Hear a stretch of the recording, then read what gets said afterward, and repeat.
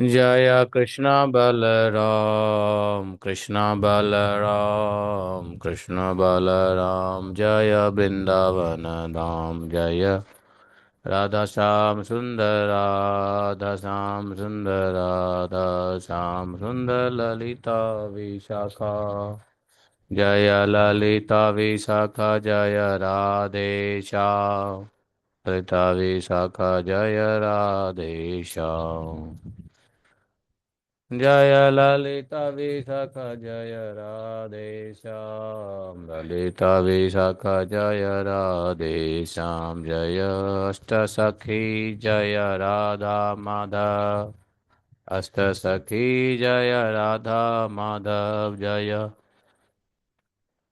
गौरानिताय जय गौरानिताय गौरानिताय जय गौरानिताय निताई गौरा हरि बोल निताई गौर हरि बोल जय प्रभुपदा प्रभुपदा प्रभुपदा शिल गुरुदेव जय जय गुरुदेव गुरुदेव गुरुदेव जय जय गुरुदेव ओम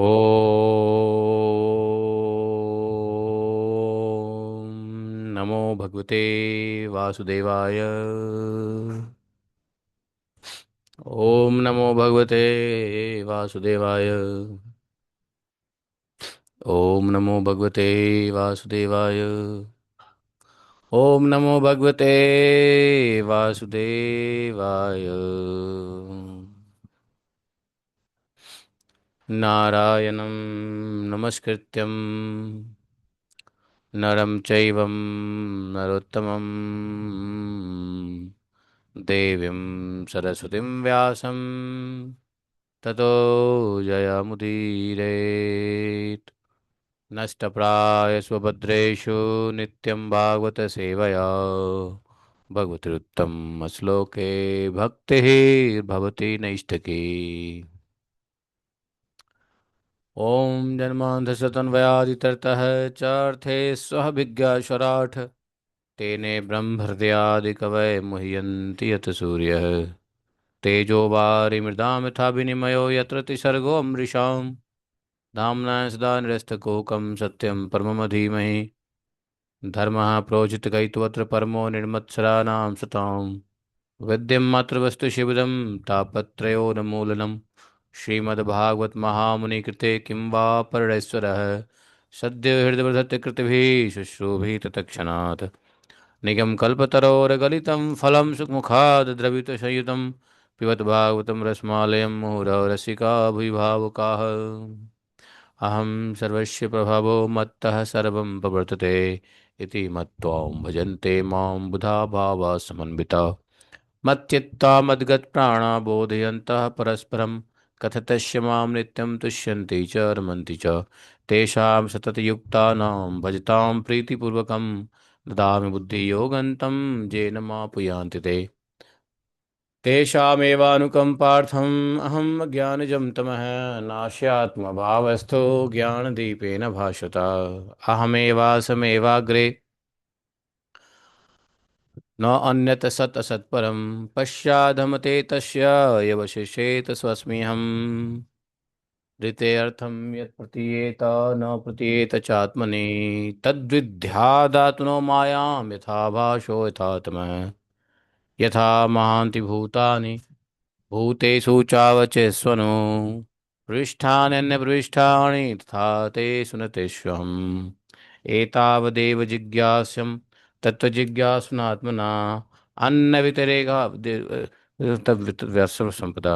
हरे कृष्णा कृष्ण कृष्ण हरे हरे हरे राम राम राम हरे हरे। हरे कृष्णा। बोले ग्रंथराज श्रीमद् भागवतम की जय। श्रील सुखदेव गोस्वामी महाराज की जय। श्रील सत गोस्वामी महाराज की जय। अनंत कोटि वैष्णव भक्त वृंद की जय। अनंत कोटि वैष्णव गुरु वृंद की जय। जय जय श्री राधे श्याम। तो आज है तृतीया, कृष्ण पक्ष श्रावण, शनिवार, सतभिष नक्षत्र, शोभन योग, वणिज करण, वणिज भिष्ट भद्रकरण, आषाढ़, श्रावण। आषाढ़ अभी भी साउथ इंडिया के लिए, अमावस्यांत वालों के लिए अभी भी आषाढ़ ही चल रहा है। नॉर्थ इंडिया एंड पूर्णिमांत वालों के लिए श्रावण। ऋतु वर्षा, दक्षिणायन, पराभाव, रौद्र संवत्सर इत्यादि इत्यादि। तो आज है कृष्ण पक्ष तृतीया श्रावण। 1 अगस्त, 1 अगस्त। तो 1 अगस्त में आज हम लोग 10वें स्कंद के 40वें अध्याय के 12वें श्लोक से श्रवण करेंगे। जो जो प्रेयर है, प्रार्थनाएं हो रही है किनकी? भगवान की। और करने वाले हैं अक्रूर जी। तो अक्रूर जी की प्रार्थना हम लोग कल समझ रहे थे। आज आगे समझेंगे। तोभ्यम नमस्ते अस्त विषय विषक्त दृष्टये सर्वात्मने सर्वधियां च साक्षिणे गुण प्रवाहो अयम विद्याय कृतः प्रवर्तते देवनृतीयगात्मसु अग्नेः मुखं ते अवनिरङ्घ्रिक्षणं सूर्यो नभो नाविरतो दिशः श्रुतिः द्यौकं सुरेन्द्रास्तवावर्णवा कुक्षिः मरुत्प्राणबलं प्रकल्पितम् रोमान् वृक्षौषधया शिरोरुह मेघा परस्यास्तिखानितेन्द्रः निमेषणं रात्रहणि प्रजापति मेढ्रस्तु वृष्टिस्तव विनिमिष्यते यानि यानि रूपाणि क्रीडनार्थं बिभर्षयिमहि तैरामृष्टशुचो लोका मुदा गायन्ति ते यशः नमः कारणमत्स्याय प्रलयाब्धिश्चराय च हाय शीर्णे नमस्तुभ्यं मधुकैटभमृत्यवे अकूपाराय बृहते नमो मंदधारिणे क्षित्युद्धारविहाराय नमः शूकरमूर्तये ॐ अज्ञानतिमिरान्धस्य ज्ञानाञ्जनशलाकया चक्षुरुन्मीलितं येन तस्मै श्रीगुरवे नमः। श्रीचैतन्यमनोविष्ठम् स्थापितं येन भूतले स्वयं रूप कदा मह्यं ददाति स्वपदान्तिकम् वन्देऽहं श्रीगुरोः श्रीयुत्पत्कमलं शिग्रोन् वैष्णवांश्च श्रीरूपं साग्रजातं सहगण रघुनाथान्वितं तं सजीवं साद्वैतं सावधूतं परिजनसहितं श्रीकृष्णचैतन्यदेवं श्रीराधा कृष्णपादां श्रीविशाखान्वितांश्च हे कृष्ण करुणा सिंधो दीनबंधु जगतपते गोपेश गोपिकान्तं राधाकान्तं नमस्तुते। तप्त कांचन गौरांगी राधे वृंदावनेश्वरी वृषभानुसुते देवी प्रणमामि हरिप्रिये। वाञ्छाकल्पतरुभ्यश्च कृपा सिन्धुभयैव च पतितानां पावनेभ्यो वैष्णवेभ्यो नमो नमः। जय श्री कृष्ण चैतन्य प्रभु नित्यानंद श्री अद्वैत गदाधर श्रीवासादि गौर भक्तवृंद। हरे कृष्णा कृष्ण कृष्ण हरे हरे, हरे राम हरे राम राम राम हरे हरे। तोभ्यं नमस्ते स्तविशा विषक्तदृष्टये सर्वात्मने सर्वधियां च साक्षिणे गुणाप्रवाहो अयम विद्यया कृतः प्रवर्तते देवनृत्या गत्सु। तो यहाँ पर 12वें श्लोक से जैसे अक्रूर जी ने कहा भगवान को कि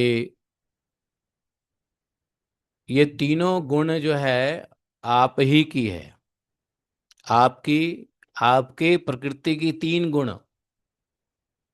ब्रह्मा से लेकर चींटी पर्यंत और सभी चर अचर जीव प्राकृत हैं।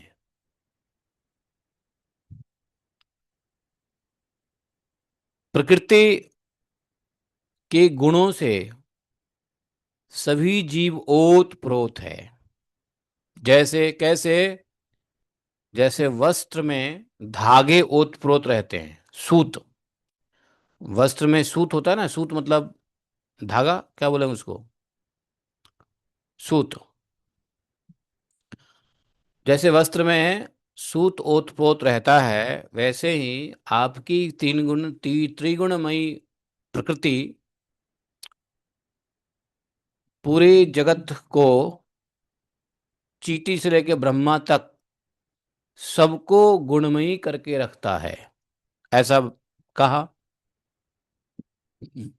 सत्वम तजस्तम इति भवतः प्रकृते गुना, परंतु तेषु हि प्रकृताः प्रोता आ ब्रह्म अस्थावरादयः। आ ब्रह्म अस्थावरादय, ब्रह्म से लेके अस्थावर जंगम तक, अस्थावरा चराचर। लेकिन तुभ्यम नमस्त्वा विसक्त दृष्ट है, आप सर्वस्वरूप होने पर भी, भगवान को कह रहे हैं क्रूर जी, ध्यान दीजिए, आप सर्वस्वरूप होने पर भी उन गुण के साथ लिप्त नहीं हैं।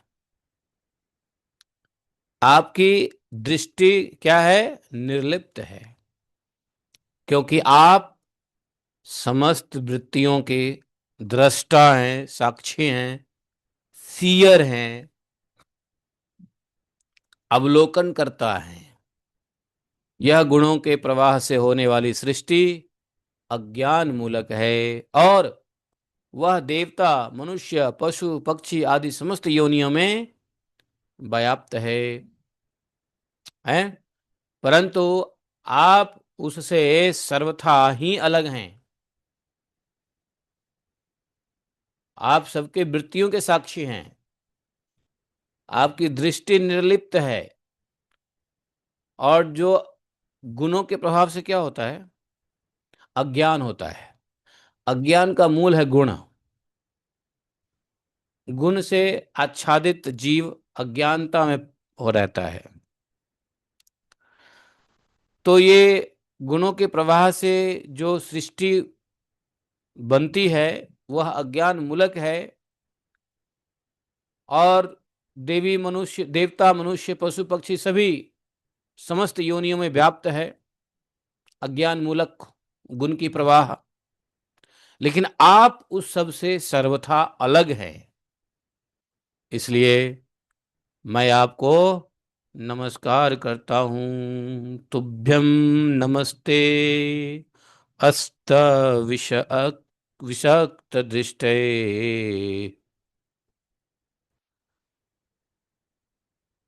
अच्छा, तो आगे बताया कि अग्नि मुखम ते अवनिरंघ्रिदक्षिणम सूर्यो नभो नाभि रथो दिशा श्रुति। अग्नि आपका क्या है? मुख है, अग्नि मुखम। पृथ्वी क्या है? चरण है। सूर्य और चंद्रमा क्या है? बोले नेत्र है। इस प्रकृति में अग्नि भगवान का मुख, पृथ्वी भगवान के चरण, सूर्य चंद्रमा बोले नेत्र, और आकाश क्या है भगवान के? आकाश क्या है भगवान के? नाभि। दिशाएं, आठों दिशाएं क्या है? कान। स्वर्ग भगवान का सिर है। देवेंद्र गण, देवेंद्र गण भुजाएं हैं। समुद्र कोख है। और यह वायु ही आपकी प्राण शक्ति के रूप में उपासना के लिए कल्पित हुई है। देख लो।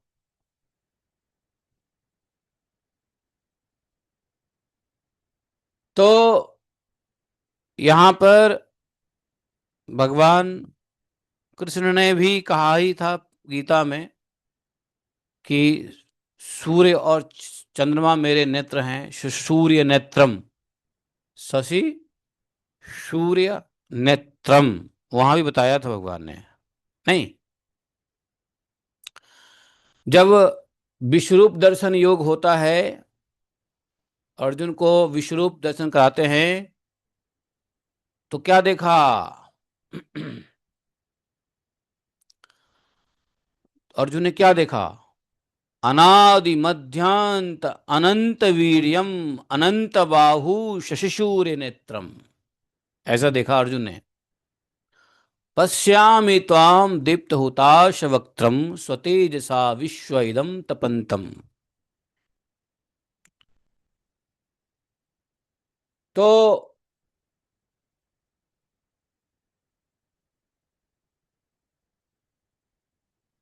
इस प्रकार से भगवान इस चराचर जगत में भगवान का यह प्राकृत रूप।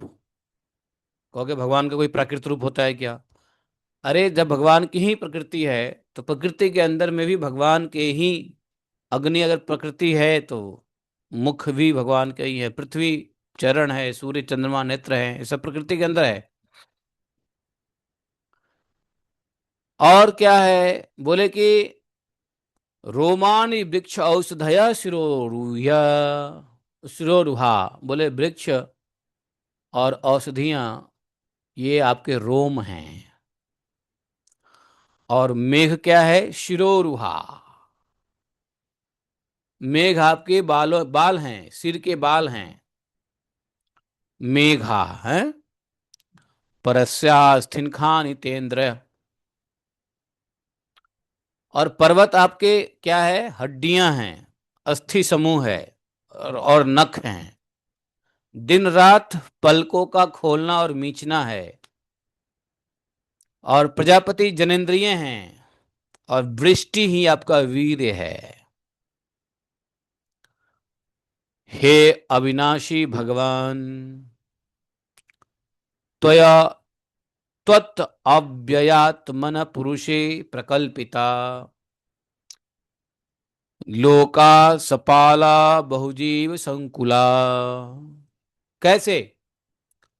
जैसे जल में बहुत से जलचर प्राणी रहते हैं, और गुलड़ के फलों में नन्हे नन्हे कीट रहते हैं, उसी प्रकार उपासना के लिए स्वीकृत आपके मनोमय पुरुष रूप में अनेक प्रकार के जीव जंतुओं से भरे हुए लोक और उनके लोकपाल देखे गए हैं, आपके भीतर कल्पित हुए हैं। किस लिए? कैसे? जैसे जल के अंदर कितने जीव होते हैं, सब जल के अंदर, गूलर है, गूलर का फल होता है, उसमें कितने छोटे छोटे कीड़े होते हैं। बोले उसी प्रकार से आपके इस संसार में, लोक कल्पित जगत में, ये जितने भी जीव हैं, हम्म, ये सब उसी प्रकार से कल्पित किए गए हैं। अर्जुन ने भी यही देखा ना। अनादि मध्यांत अनंत वीर्यम अनंत बाहुम शशिसूर्य नेत्रम।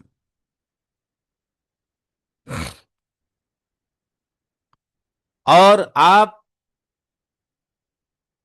खेल करने के लिए पृथ्वी पर जो जो रूप धारण करते हैं, खेल करने के लिए पृथ्वी पर जो जो रूप धारण करते हैं, ये सब अवतार लोगों के शोक मोह को धो बहा देता है।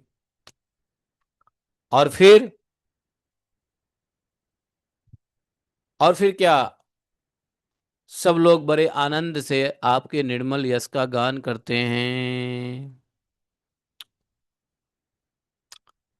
हे प्रभु, आपने वेदों, ऋषियों, औषधियों और शत्रव्रत आदि की रक्षा दीक्षा के लिए मत्स्य रूप धारण किया था। नहीं, भगवान ने मत्स्य रूप धारण क्यों किया था?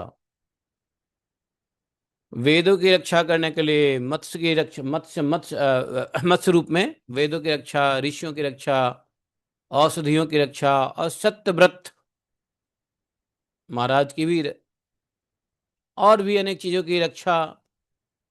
और दीक्षा, दीक्षा मतलब उपदेश, उपदेश देने के लिए भी आपने मत्स्य रूप धारण किया।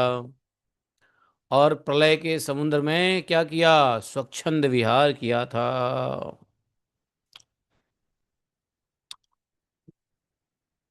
ये बोले, मैं आपके नमः कारण मत्स्याय प्रलयाब्धि चराय च हयशीर्णे नमस्तुभ्यं मधु कैटभ मृत्यवे।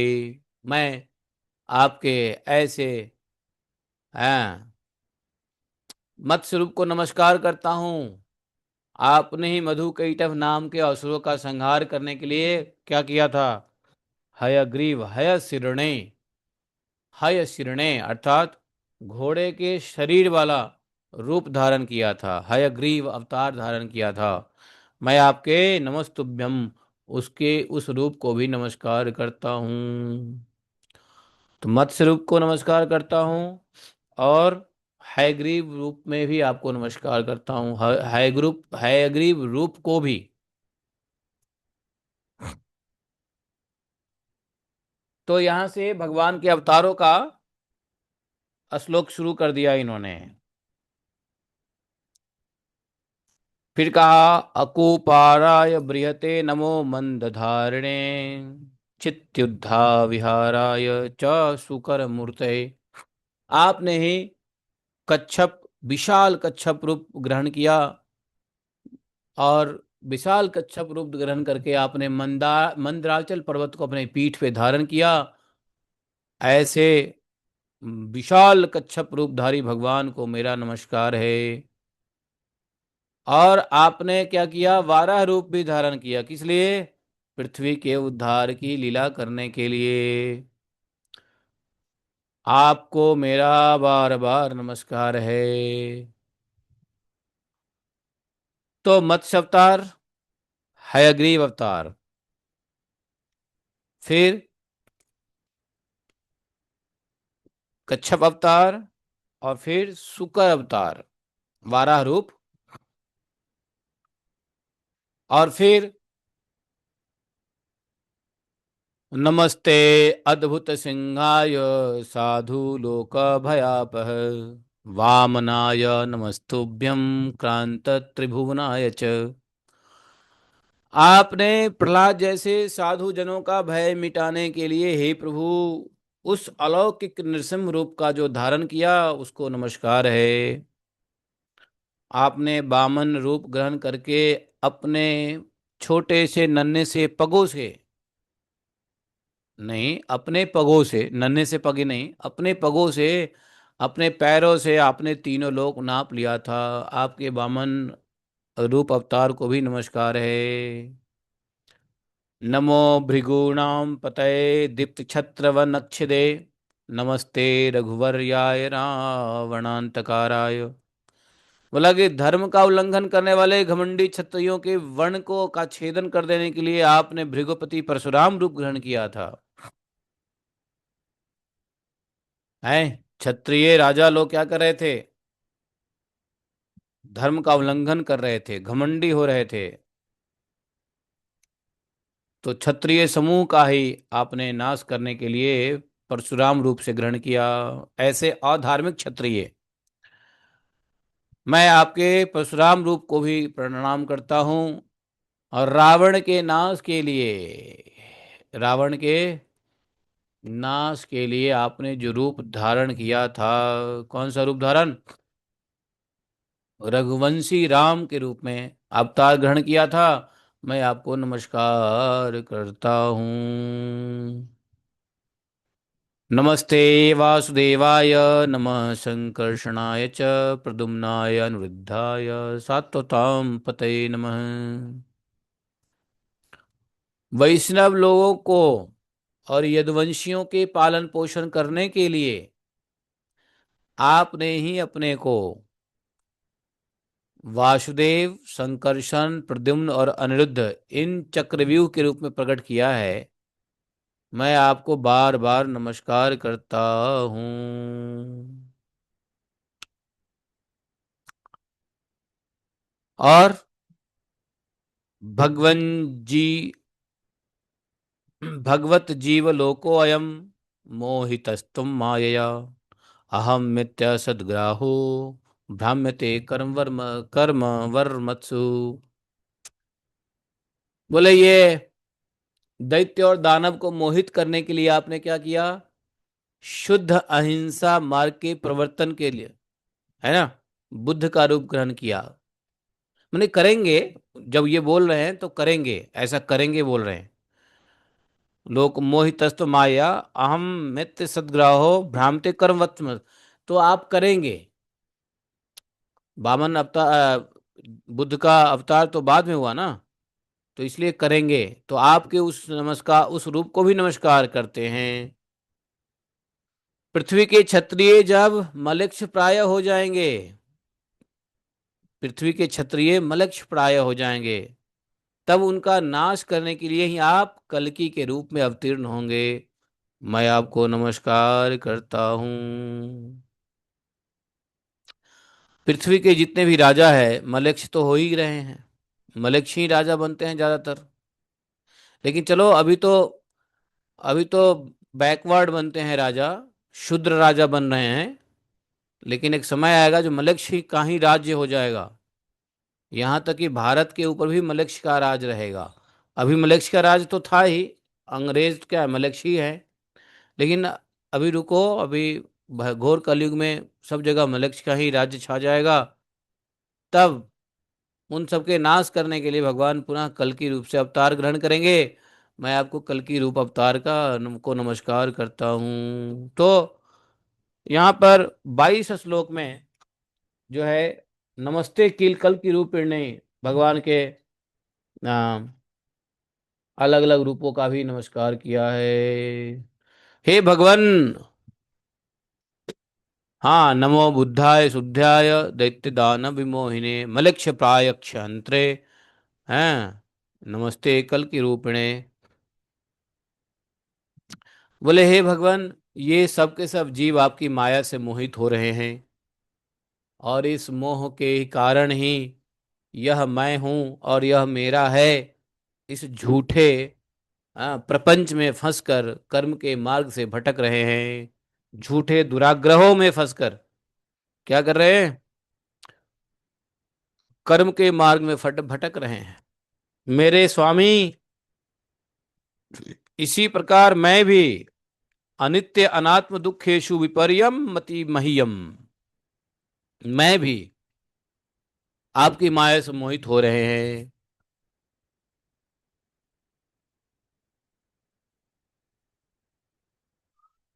और मैं भी इस प्रकार मैं भी सपने में देखने वाले पदार्थों के समान झूठे देह, गेह, पत्नी, पुत्र और धन, स्वजन इत्यादि को सत्य समझकर उन्हीं के मोह में फंस रहा हूं, भटक रहा हूं। ऐसा बोला कि मैं भी हैं इस स्वप्न में, कौन सी स्वप्न में, जैसे स्वप्न में जो पदार्थ दिखती हैं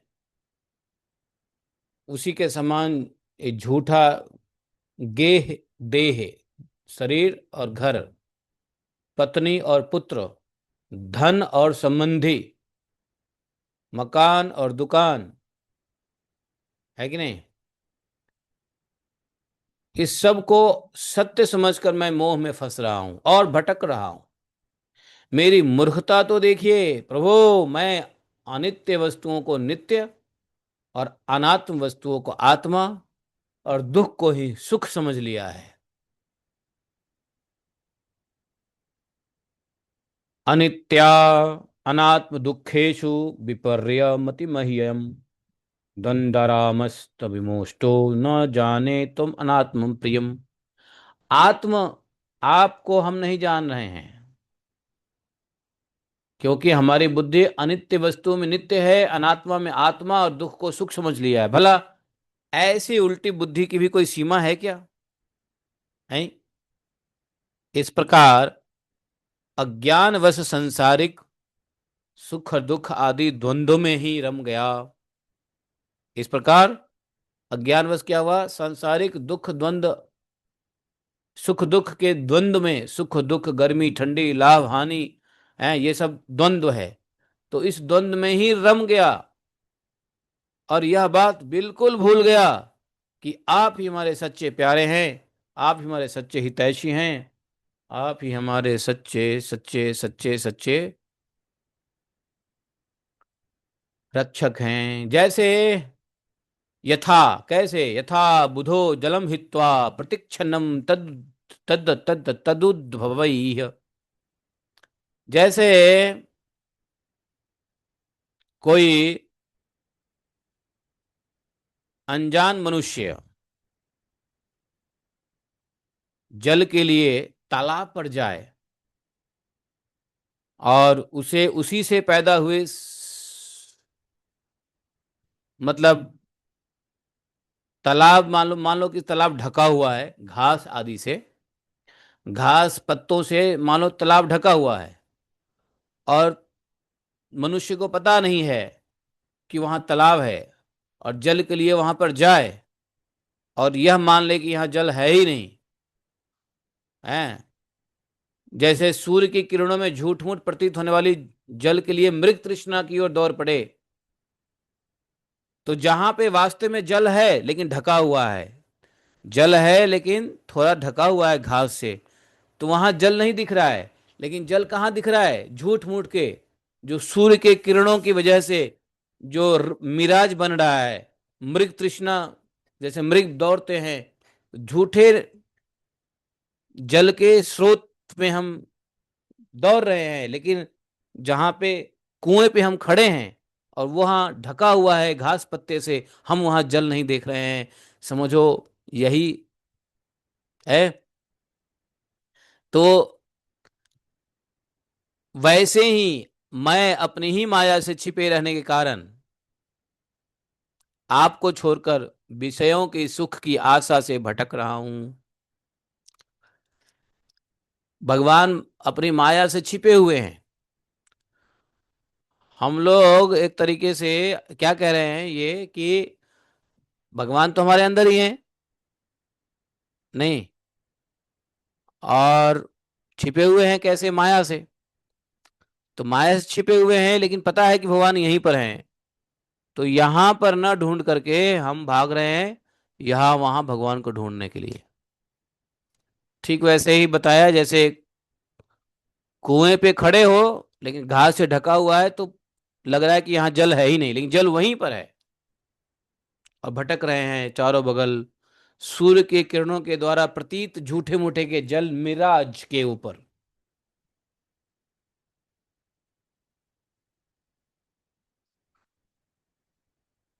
मैं अविनाशी अक्षर वस्तु के ज्ञान से रहित हूं। नोत्स हे अयम कृपणधि काम कर्म हतम मनः रोदधुम प्राम प्रमाति चाक्षैर्यमान मितस्ततः। तो मैं भटक रहा हूं, अज्ञान से, ज्ञान से रहित हूं। इसी से मेरे कान में अनेक वस्तुओं की कामना,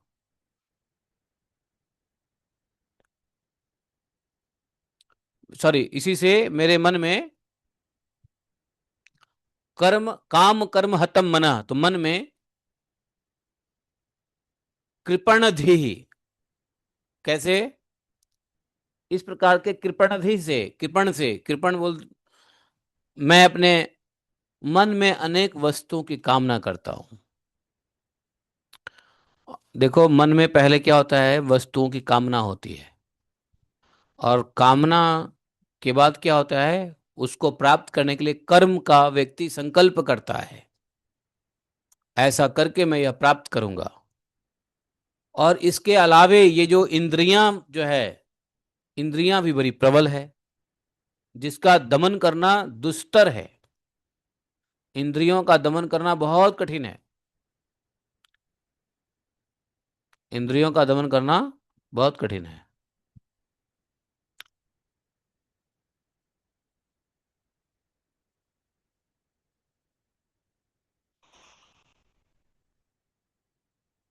हैं।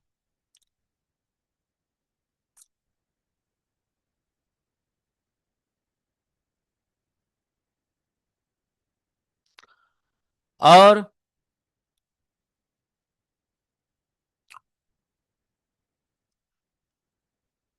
ये जो इंद्रियां हैं वो, उसका दमन करना बहुत मुश्किल है। मन को मथ मथ कर बलपूर्वक घसीट ले जाता है। इसलिए इस मन को मैं रोक नहीं पाता। मन को रोकना बहुत मुश्किल है। यहाँ पे इस बात को कौन कह रहे हैं, अक्रूर जी कह रहे हैं। लेकिन अक्रूर जी तो चलो, ये थोड़ी देर की मुलाकात हुई है, अभी अभी भगवान से मुलाकात हुई है अक्रूर जी की। अर्जुन का तो भगवान के साथ उठना बैठना खाना पीना सब कुछ था, इतने दिनों का संग था अर्जुन को। फिर भी अर्जुन क्या कह रहे हैं, मन को नियंत्रित करना वायुरेव दुष्कर है। वायु को भी करीब करीब आप कर सकते हो कंट्रोल, लेकिन मन को कंट्रोल करना संभव नहीं है। कारण है कि इंद्रियां उसको खींच लेता है, मन को। अर्जुन ने कहा ना, क्योंकि मन क्या है, चंचलम ही मनः कृष्ण प्रमाथि बलभद्रढ़ तस्याहम निग्रहम मन्ये वायोरीव सुदुष्करम। तस्याहम निग्रहम मन्ये, उसका निग्रह करना, किसका, मन का निग्रह करना, मन को नियंत्रित करना। निग्रह मतलब नियंत्रित। मन्ये, ऐसा मैं मानता हूं, वायो एव ही दुष्करम, वायु को रोकने के जैसा कठिन मानता हूं। है। इसलिए अक्रूर जी कहते हैं कि मन को रोकना बहुत कठिन है।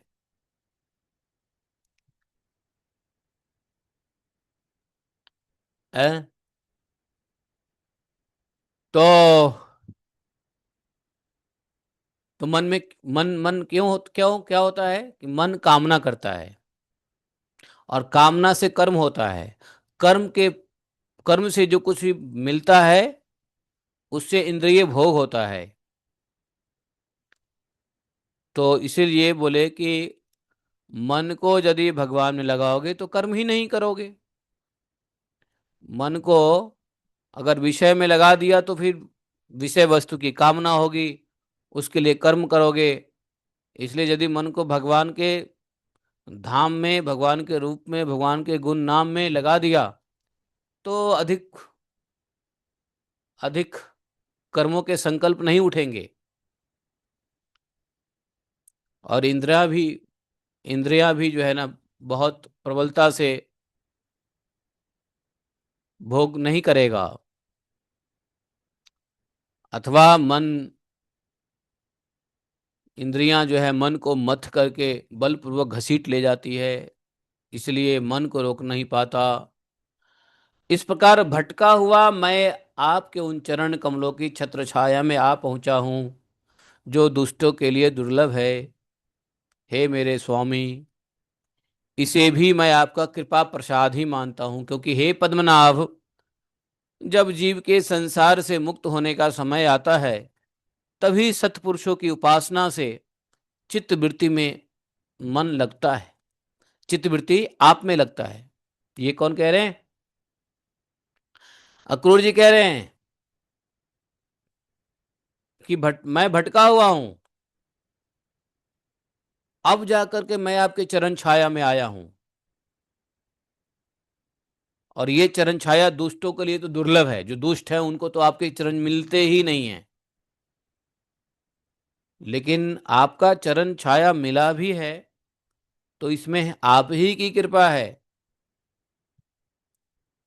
क्योंकि जब जीव के संसार से मुक्त होने का समय होता है तब आपका उनकी वृत्ति आप में लग जाती है। अक्रूर जी ने बहुत भयंकर बात कह दी। अब समझ रहे हो, नहीं समझ रहे हो? क्या कहा अक्रूर जी ने? ये बात सही है कि भैया भगवान के भजन भक्ति में मन उसी का लगता है जिसका उद्धार होना होता है। अब समझो कि मान लो आप लोगों को अभी तो मेरा मन नहीं लगा है भजन भक्ति में, ज्यादा ज्यादा क्या थोड़ा भी नहीं लगा है। आप लोगों का यदि लग गया है भजन भक्ति में तो समझो कि उद्धार होने वाला है।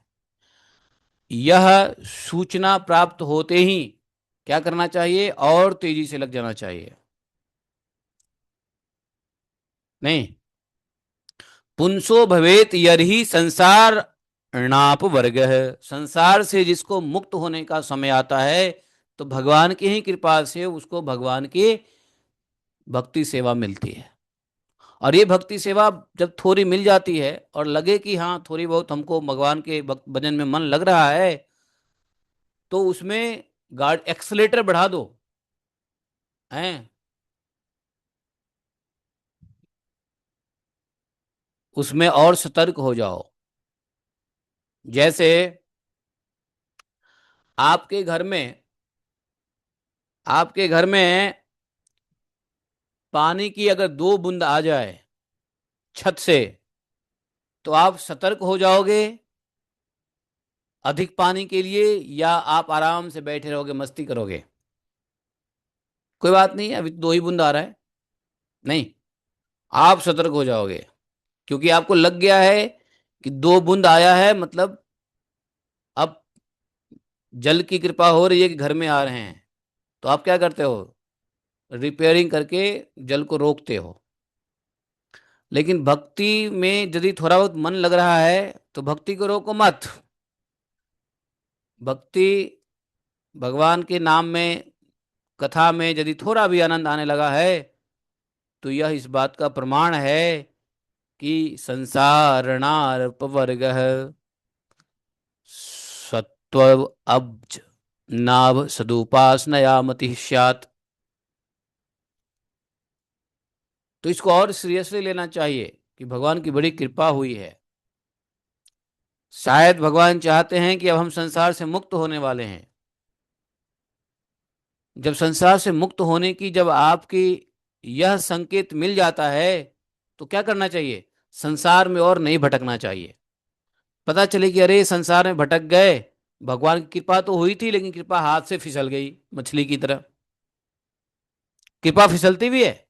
भगवान कृपा आती है तो उसको यदि आप सही से नहीं संभालेंगे तो फिसलती भी है कृपा। तो ये बहुत इसीलिए, इसलिए क्या होता है, फॉल डाउन होता है जब हम उसको, कृपा को सीरियसली नहीं संभालते हैं। तो हम इसको ग्रांटेड ले लेते हैं कि अरे नहीं नहीं, हम भक्ति में आ गए, दीक्षा हो गया, नाम में कथा में रुचि हो रही है, चलो ये भी चलता रहेगा, संसार के भी कार्य चलते रहेंगे। सावधान हो जाना चाहिए कि हम इस मार्ग से फिसले नहीं, क्योंकि ये बड़ी मुश्किल से कृपा हुई है और कृपा का संकेत मिल गया है कि गुरु गौड़ांग मिले, भागवत शास्त्र मिला, गीता शास्त्र मिला, साधु के संग मिले, कथा सुनने की थोड़ा समय भी मिल रहा है। काल भगवान की भी कृपा है, कथा सुनने का समय निकल रहा है। माया देवी की कृपा है कि कथा के समय हम कथा सुन पाते हैं। नहीं तो कितने जीव हैं देखो, त्राहिमाम कर रहे हैं, दिन रात भागे जा रहे हैं, चे चे पे टे टे। जरा आपने अपने घर के नीचे देखो, कितने लोग भागे जा रहे हैं, दाएं बाएं लेफ्ट राइट, है कि नहीं? उनको टाइम ही नहीं है, भगवान का नाम जप करने का चेतना ही नहीं है, उनके ऊपर कृपा ही नहीं है। उनके ऊपर आप क्या करें, सोच करके सहानुभूति उत्पन्न करें कि हे भगवान इनका भी कल्याण करो, इनको भी भागवत में लगाओ, इनको भी हरिनाम में लगाओ। लेकिन उससे पहले यदि आपको लगा दिया है तो आप फिर उसमें सीरियस हो जाओ। तो थोड़ा सा भी यदि यह कृपा अनुभूति हो जाए भगवान की, तो संसार से बचना चाहिए। जैसे बारिश होती है, बूंदे गिरती है, तो आप उस बारिश से बचते हो, न कि बूंदे गिरती है तो आप उसमें और ज्यादा भीगने लग जाते हो। नहीं, उससे बचना पड़ेगा। ये बहुत ही प्रैक्टिकल और जन सामान्य साधारण रूप से अक्रूर जी प्रार्थना कर रहे हैं। अक्रूर जी की प्रार्थना हम जैसे ऐसा लग रहा है कि तो अपनी ही प्रार्थना है, है? लगता है अपनी ही प्रार्थना है ये। बहुत जबरदस्त प्रार्थना है।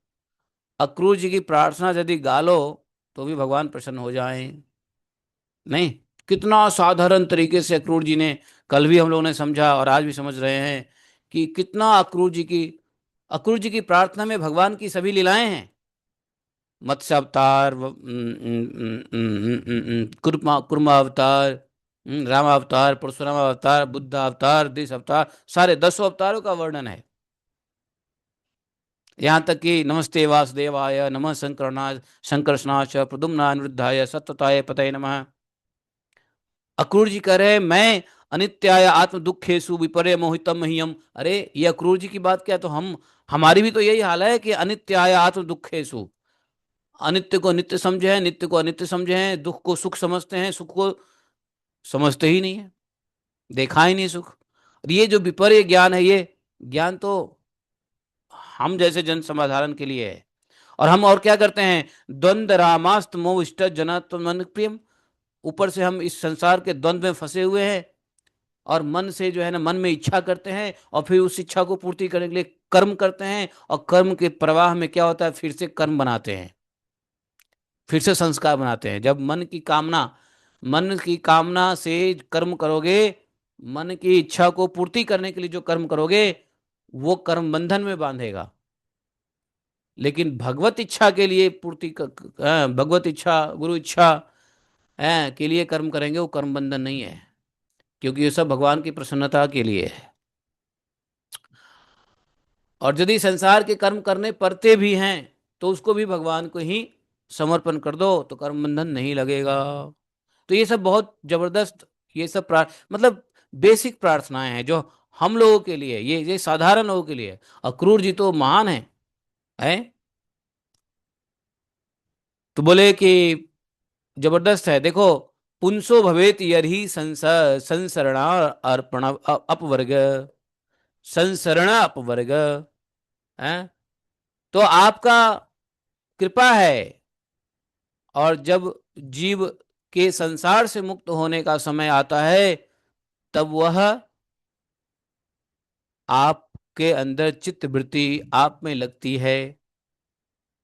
हे प्रभु, नमो विज्ञान मात्राय सर्व प्रत्यय हेतवे पुरुषेश प्रधानाय ब्रह्मणे अनंत शक्तये। हे प्रभु, आप केवल विज्ञान स्वरूप हैं और विज्ञान घन है।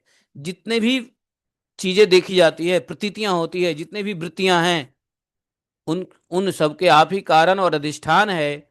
और जीव के रूप में एवं जीवों के सुख दुख आदि के निमित्त काल कर्म स्वभाव प्रकृति के रूप में भी आप ही हैं, और आप ही उन सबके नियंता भी हैं। आपकी शक्ति अनंत है, आप स्वयं ब्रह्म है। नमस्ते वासुदेवाय सर्वभूतक्षणाय च सर्वभूतक्षयाय च ऋषिकेश नमस्तुभ्यं प्रपन्ने पाहि मां प्रभो। हैं, आप स्वयं ब्रह्म है, ब्रह्म अनंत शक्तये पुरुष शेष प्रधानाय। आप पुरुष प्रधान है, अनंत शक्ति आपकी है, आप स्वयं ब्रह्म है। आपको प्रणाम नमस्कार करते हैं। आप ही वासुदेव हैं, आप ही समस्त जीवों के संकर्षण है, आश्रय है। जीवों के आश्रय कहाँ होता है? संकर्षण के साथ। संकर्षण नहीं तो आश्रय दे रखा जीवों के, इसलिए आप ही जीवों के आश्रय संकर्षण है। अरे पृथ्वी अगर आश्रय है तो पृथ्वी किस पे टिकी है?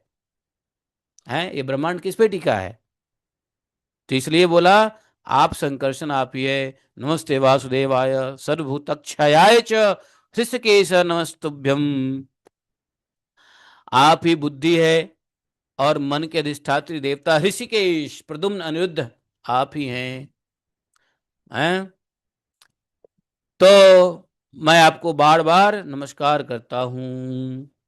ओम ऋषिकेशाय नमः, ओम वासुदेवाय नमः। इतना बढ़िया अक्रूर जी का प्रार्थना हुआ है। यहाँ पे 30 श्लोक है अक्रूर जी का। मैं समझता हूँ अक्रूर जी की प्रार्थना रोज रोज करनी चाहिए।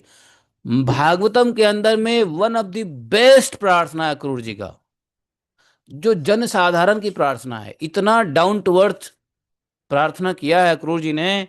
बाकी तो बड़े बड़े अलंकार युक्त प्रार्थनाएं हुई हैं, कुंती देवी की प्रार्थना, विष्णु देव की प्रार्थना, लेकिन अक्रूर जी की प्रार्थना ऐसा लगता है कि अपनी प्रार्थना है, बाल प्रार्थना। एक बालक कैसे भगवान को प्रार्थना करे, उस तरीके से अक्रूर जी अपने को शिशु रूप में हो आकर के भगवान को प्रार्थना कर रहे हैं।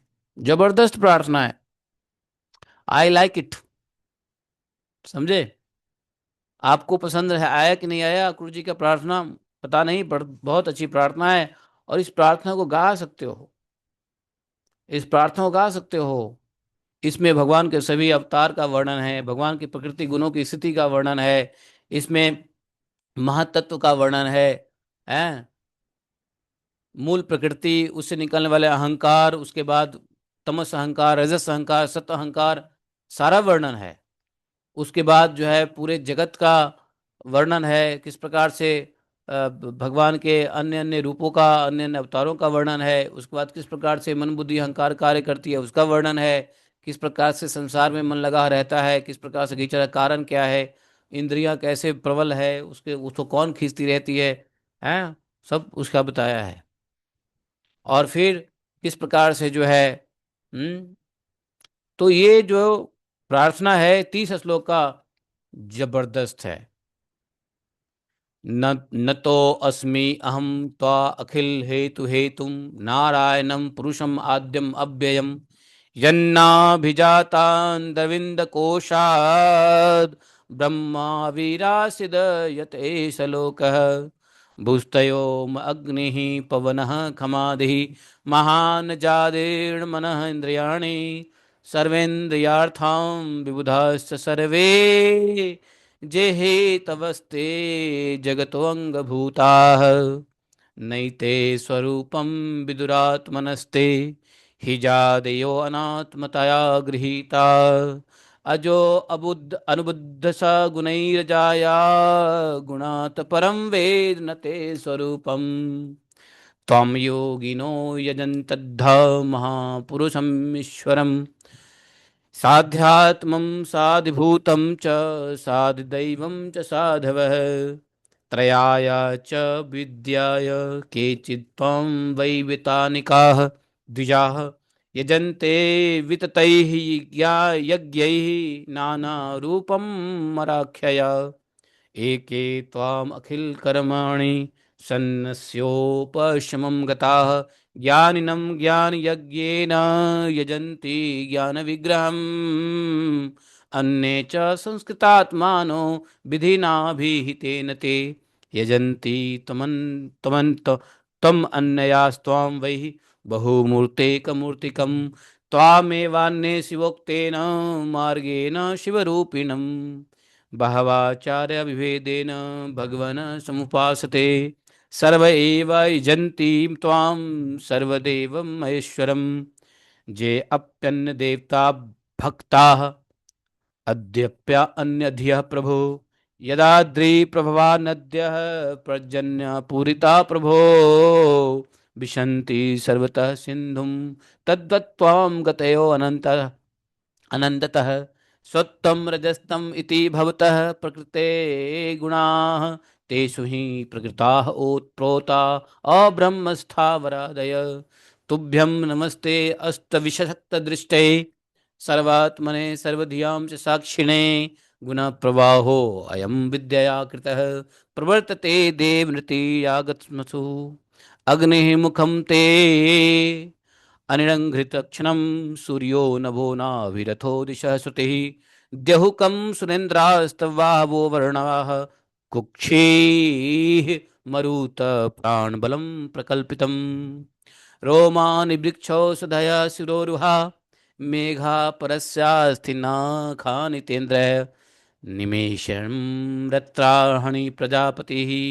मेढ्रस्तु वृष्टिस्तव वीर्यमिष्यते त्वयव्यय आत्मन पुरुषे प्रकल्पिता लोका सपाला बहुजीव संकुलाः यथा जले संजिहते जलौकसौ अप्युदम्बरे वामस्का मनोमये यानि यानि ह रूपाणि क्रीडनार्थं विवर्षिः तैरामृष्टुश्चो लोका मुदा गायन्ति ते यशः नमः कारणवत्साय प्रलब्धा प्रलयाब्धिचराय च हयशीर्णे नमस्तुभ्यं मधुकैटभं मृतवे अक्कूपाराय बृहते नमो मन्दरधारिणे चित्तुद्धार विहाराय नमः सुकरमूर्तये नमस्ते अद्भुतसिंहाय साधुलोकभयापः वामनाय नमस्तुभ्यं क्रान्तत्रिभुवनाय च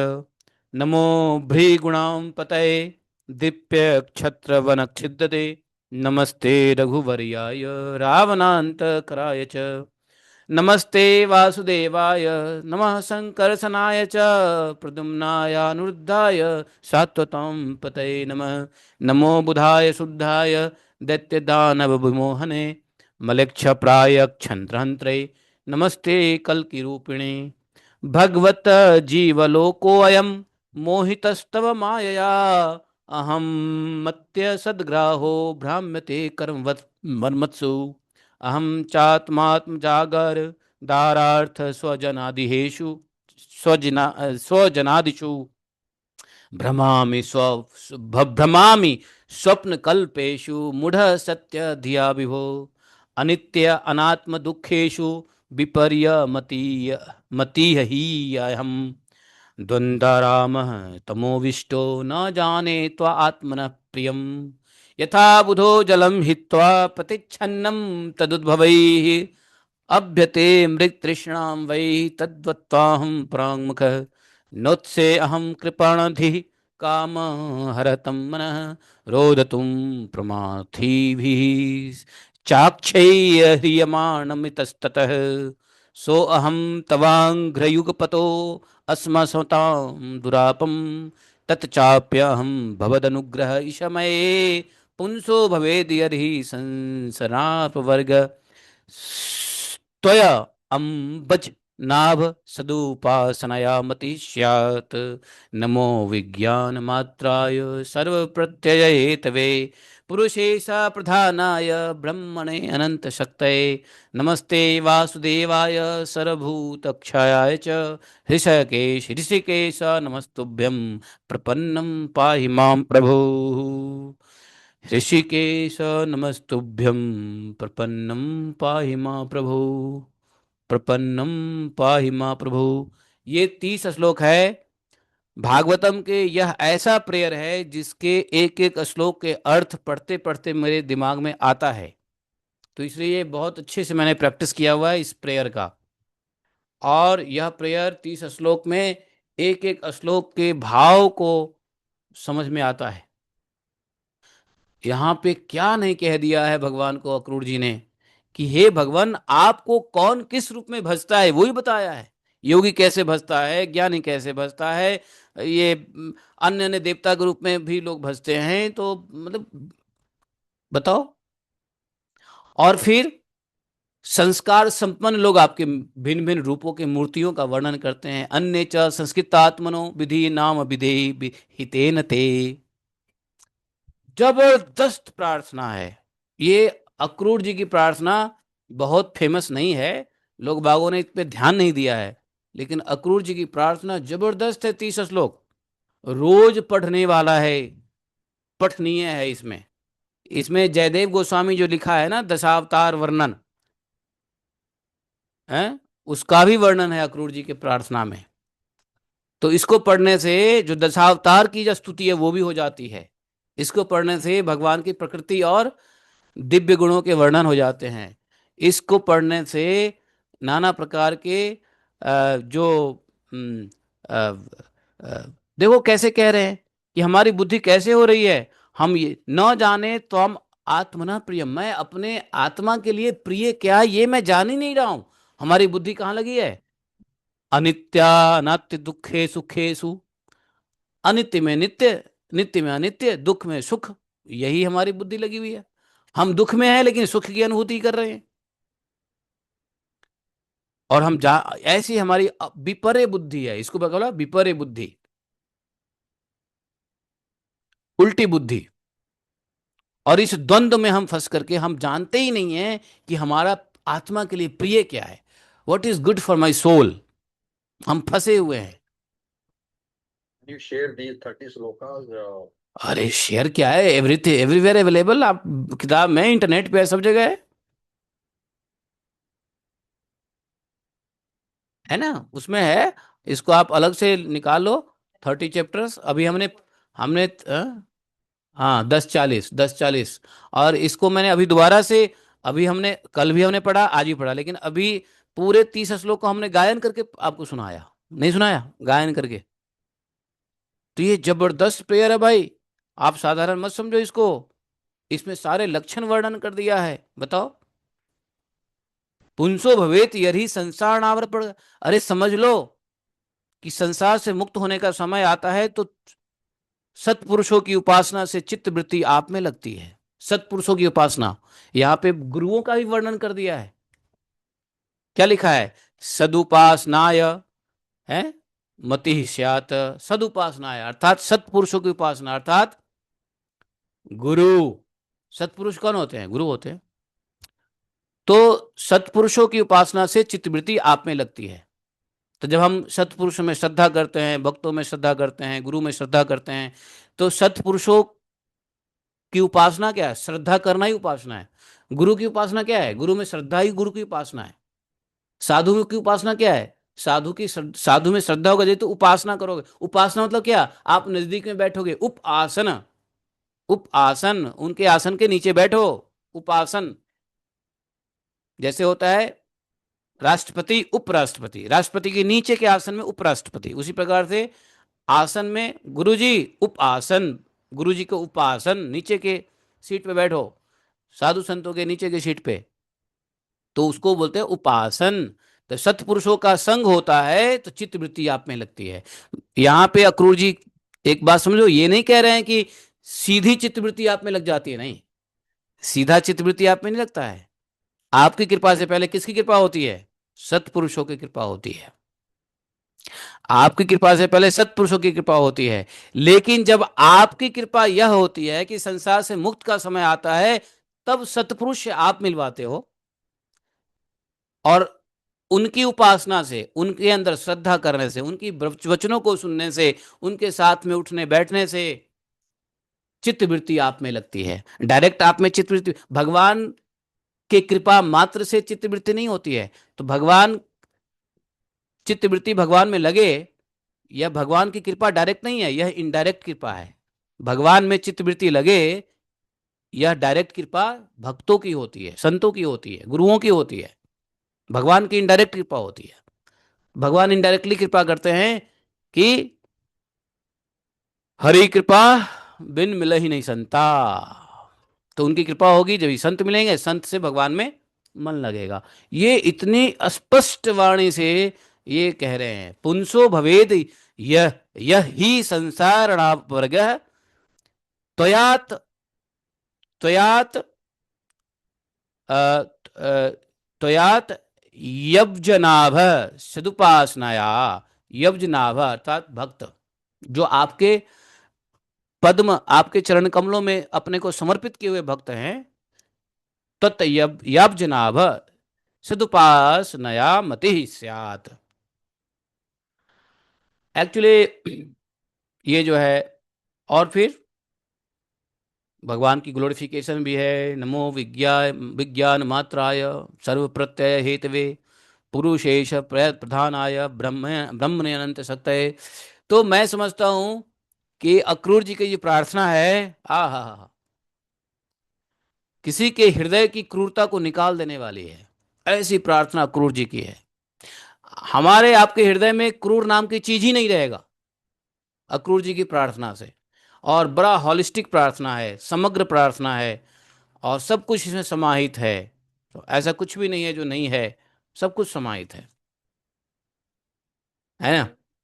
तो कब करना चाहिए, मतलब कब, कभी भी कर सकते अरे भाई, दोपहर में खा पी के बैठे कर लो, क्या आफतदारी है। ये कौन सी बात, कब करना चाहिए? नहा धो के सुबह करना चाहिए? कभी कर लो भाई, कभी कर लो, कभी समझ लो, दिन में एक बार, दो बार, चार बार, 10 बार, जितने बार करोगे भगवान प्रसन्न हो जाएंगे, है कि नहीं? जबरदस्त प्रार्थना।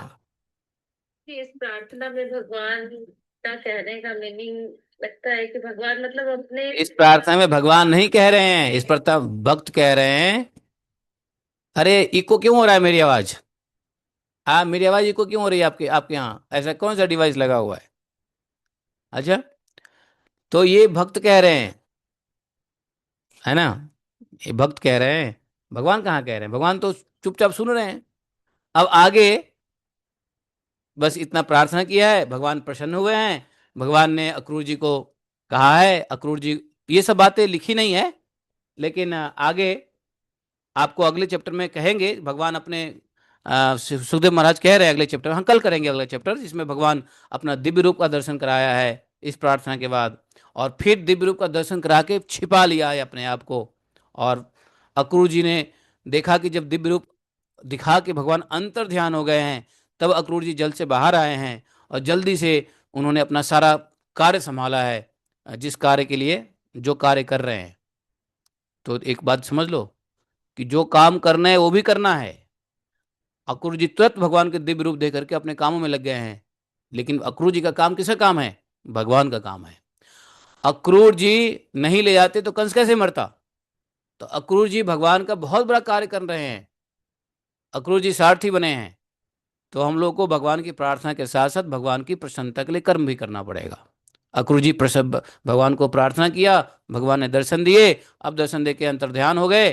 अब अक्रूर जी अपने भगवत कार्य में लग गए। तुरंत क्या संभाला? रथ को संभाला। और बड़े आश्चर्यचकित से अक्रूर जी अब बदल गए हैं।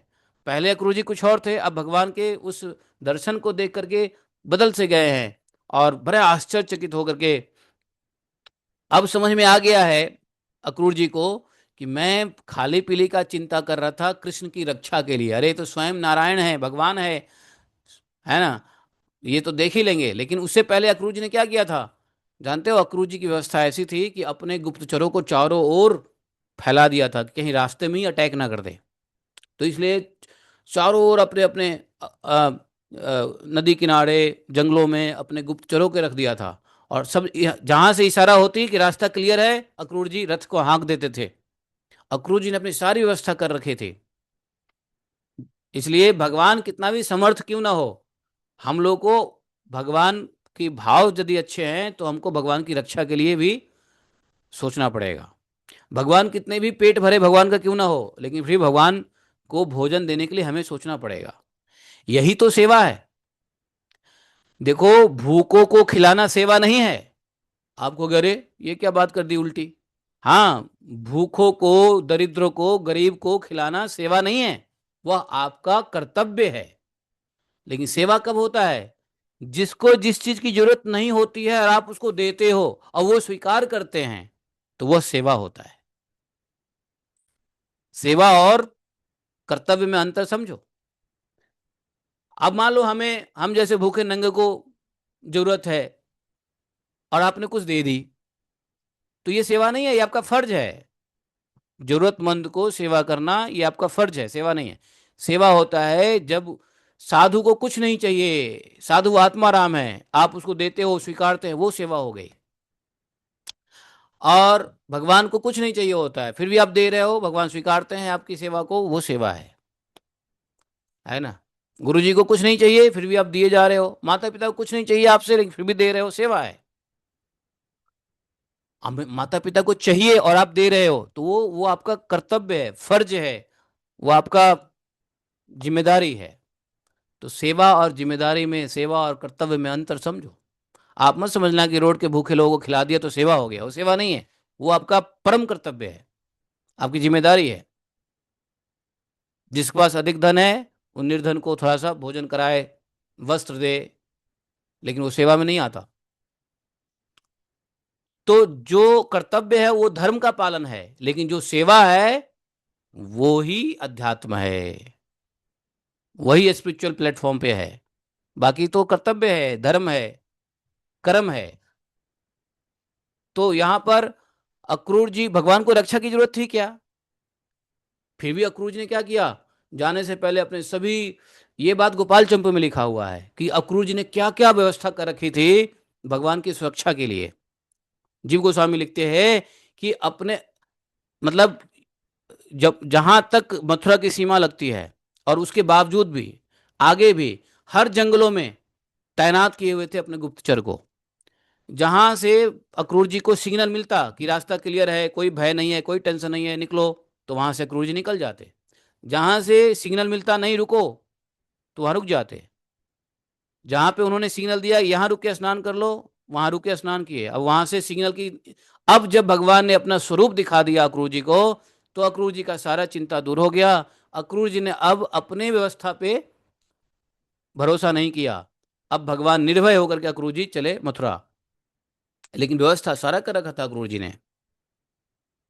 तो ये भाव है भगवान के साथ। इसलिए भगवान को कुछ आवश्यकता होती नहीं है, भगवान तो निर्गुण है, लेकिन भगवान सगुण में भी है। भगवान को भूख लगती नहीं है फिर भी आप खिलाते हो, तो वो सेवा है। भगवान को वस्त्र नहीं चाहिए, आप वस्त्र देते हो, सेवा है। भगवान को गर्मी नहीं लगती है, ठंडी नहीं लगती है, फिर भी आप हीटर और एसी लगाते हो, ये सेवा है। समझ गए? अक्रूर जी ऐसी सेवा कर रहे हैं। और जो है अक्रूर जी बड़े आश्चर्य से अब आगे बढ़े हैं। भगवान ने पूछा है, चाचा जी आपने कोई अद्भुत वस्तु देखी है क्या? अद्भुत चीज दिखा करके भगवान पूछ रहे हैं, चाचा जी आपने कोई अद्भुत वस्तु देखी है क्या? आपकी चेहरा मोहरा से लग रहा है कि आप बड़े आश्चर्यचकित हो। तो अक्रूर जी ने कहा, तो अक्रूर जी ने क्या कहा, वो कहते कहते मथुरा में प्रवेश कर गए। जो अक्रूर जी ने कहा वो मैं नहीं कहना चाहता हूं आज, वो मैं कल कहूंगा। तो कल 41वें अध्याय में हम बताएंगे अक्रूर जी ने क्या कहा और क्या कहते कहते अक्रूर जी आगे बढ़ते हैं, है कि नहीं? तो जैसे भगवान पूछते हैं मजाक करके कि क्या आपने कुछ विशेष चीज देख लिया है? तो अक्रूर जी भी वैसे ही जवाब देंगे। कैसे? अब आप कल सुनिएगा। और कल भगवान जो है ना पहुंच जाएंगे मथुरा से बाहर, अपना एक जगह पर उनका तंबू है, टेंट लगा हुआ है। भगवान मथुरा शहर देखने के लिए सभी गोप लोगों को वहां छोड़ करके कुछ ग्वाल बालों को लेकर के मथुरा नगर देखने गए हैं। और उसी नगर में आप जानते ही हैं, दो चार चाटा लपेटा लगा दिया है, वस्त्र वाले को, धोबी को, किसी को उद्धार किया तो किसी को लपेटा लगाया, है नहीं। तो इस प्रकार से जो है ना ये सब कथा भगवान की चलती रहेगी। बोलिए श्रीमद् भागवत महापुराण की जय। लीला पुरुषोत्तम भगवान श्री कृष्ण की जय। एकम शास्त्रम देव की पुत्र गीतम एको देवो देव की पुत्र एव एकम मंत्र तस्नमानि यानि कर्मापि तस्य देवस्य सेवा। त्वमेव माता च पिता त्वमेव त्वमेव बन्धुश्च सखा त्वमेव त्वमेव विद्या द्रविणं त्वमेव त्वमेव मम सर्वदेव देवः। कृष्णाय वासुदेवाय हरे परमात्मने प्रक्लेशनाशाय गोविंदाय नमो नमः। हे कृष्ण करुणा सिंधो दीनबंधो जगतपते गोपेश गोपिका कांतम राधा कांतम नमसुते तप्त कांचन गौरांगी राधे वृंदावनेश्वरी वृषभानुसुते देवी प्रणमामि हरिप्रिये। पांचाकल्पतरुभ्यश्च कृपा सिन्धुभैव च पतितानां पापनेभ्यो वैष्णवेभ्यो नमो नमः। जय श्री कृष्ण चैतन्य प्रभु नित्यानंद श्री अद्वैत गदाधर शिवासादि गौर भगविंदा। हरे कृष्णा कृष्ण कृष्ण हरे हरे, हरे राम राम राम हरे हरे। अरे अक्रूर बाबा की भी जय, अक्रूर चाचा की भी जय। भगवान के चाचा है अक्रूर, तो अपने क्या हुए, जो भी मान लो, अपना बाबा मान लो या चाचा मान लो, कुछ भी मान लो, अक्रूर चाचा की भी जय। तो अक्रूर जी जहां नहाए थे वो जगह अभी भी है, आप लोग जा सकते हो। वृंदावन से दक्षिण में जाओगे मथुरा रोड पे तो अक्रूर ग्राम है, अक्रूर ग्राम, वहां पे अक्रूर घाट है, वहां से जमुना जी पहले बहती थी। और वहीं पे ब्रह्म हृदय है जहां पे अक्रूर जी को ब्रह्म जी का दर्शन हुआ था, इसलिए वो ब्रह्म हृदय बन गया। और आज जमुना जी थोड़ा सा दूर चली गई है, हल्का सा 50 मीटर दूर चली गई है, लेकिन अभी भी अक्रूर घाट है। ये भत्रोल विहारी मंदिर है ना, भत्रोल विहारी जहाँ पे यज्ञ पत्नियों को उद्धार किया था, वहां से सीधे रोड है, आगे जाओगे तो अक्रूर घाट मिलेगा। हाँ, और उस अक्रूर घाट, उस गांव का नाम आज भी अक्रूर ग्राम है, अक्रूर ग्राम। और वो घाट आज भी है, मंदिर है वहां, आप लोग कभी जाओ तो अक्रूर जी की प्रार्थना वहां जाके जरूर कर लेना। बहुत ही बढ़िया रमणीक जगह है। और वहां पे यमुना हृदय है। और वहाँ पे नदी तो थोड़ी सी दूर चली गई है जमुना जी, लेकिन वहाँ पे ब्रह्म हृदय है, वहाँ पे नलके वलके हैं, मन करे तो कपड़े उतार के वहाँ नहा लो। आप समझो कि यही ब्रह्म हृदय का जल है, हमने नहा लिया। मीठा पानी आता है जमुना जी का आज भी। तो ये घाट आज भी वहाँ पे है। आप आइए तो अक्रूर घाट जरूर जाइए, वहाँ जाके अक्रूर जी की प्रार्थना याद कीजिए कि भगवान ने अक्रूर की प्रार्थना यहीं की थी और भगवान ने यहीं दर्शन दिया था। क्या पता आपको भी दर्शन दे दे, हैं? विश्वास करके जाओ अक्रूर घाट पे। अगर आपको हमारे साथ चलना है तो कार्तिक महीना में एक यात्रा है, 1 तारीख से लेकर के 7 तारीख तक। तो हम लोग अक्रूर घाट जरूर जाएंगे, भत्रोल बिहारी जाएंगे, अक्रूर घाट ले जाएंगे आपको। या ब्रजमंडल परिक्रमा इस्कॉन की ज्वाइन करोगे तो पहले दिन ही अक्रूर घाट का दर्शन कर लोगे। ठीक है, ये छोटे मोटे जगह है, बड़े छोटे मोटे हैं बट बड़े पावरफुल जगह सब हैं। वैसे 84 कोस में लोग ले नहीं जाते हैं, लेकिन रास्ता में जाया जा सकता है अक्रूर ग्राम। हम तो कई बार गए, जाते ही रहते हैं, मोटरसाइकिल से जाते थे, ऐसे ही घुमाते थे, और हर बार परिक्रमा में जाते ही रहते हैं। तो ऐसे वृंदावन धाम में अक्रूर घाट की महिमा है, सारी चीजें हैं, आज भी हैं।